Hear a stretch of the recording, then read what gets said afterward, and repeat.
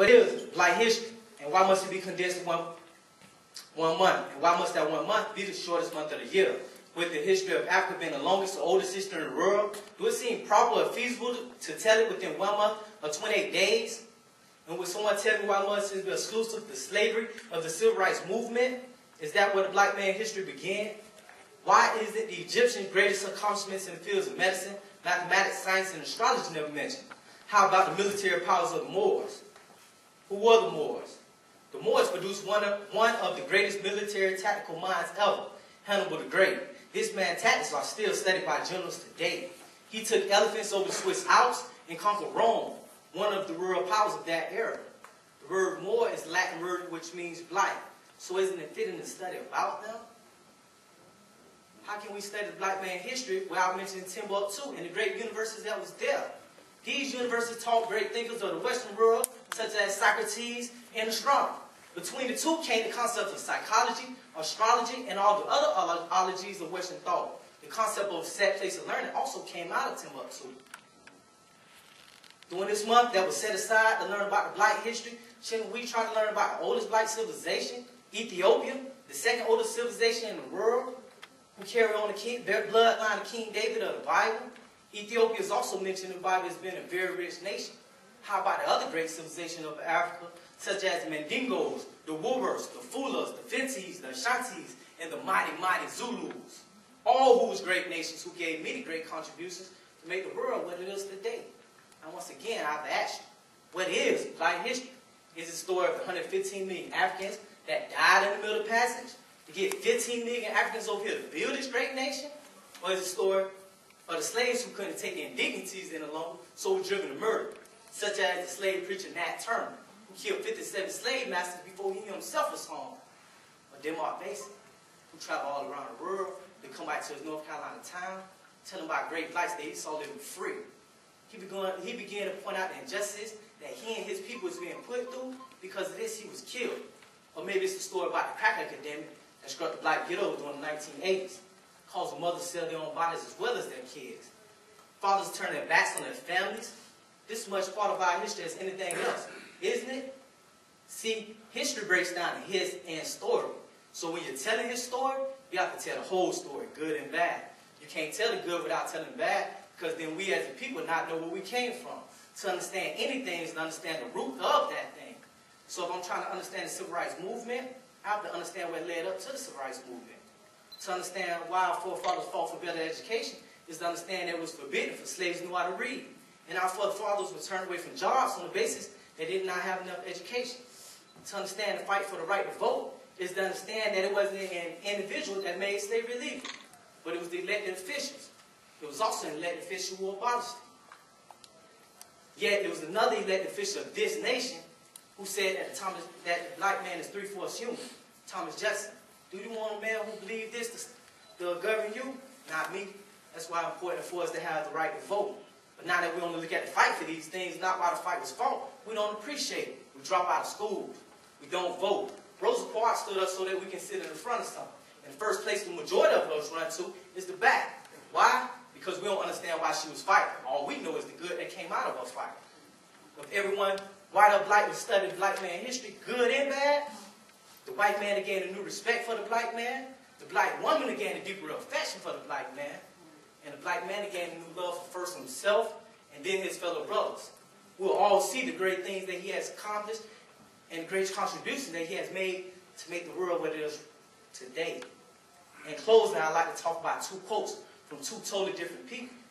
The first being Dr. Martin Luther King Jr., who said in his I Have a Dream speech that he envisioned this nation living in harmony, white man and black man walking hand in hand, that all men was looked at equal. The second one is from Minister Malcolm X, who said that us as the black nation who is trapped in America will never attain equality unless we first can attain an economical mindset that can attain an American dream. Both of these quotes are coming true. The dream of Dr. King and the observation of Minister Malcolm. The black man is receiving a certain level of equality, but not before he has shown him capability to attain an economical mindset that can attain the American dream.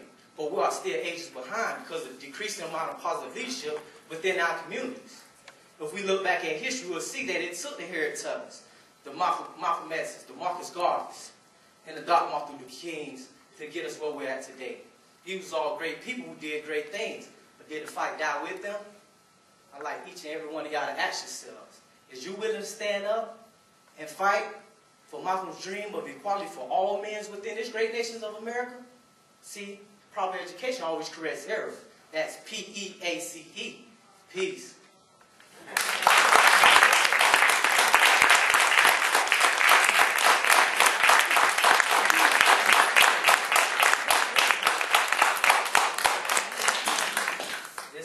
This second one is dedicated to my girl, Keisha. I just proposed to her.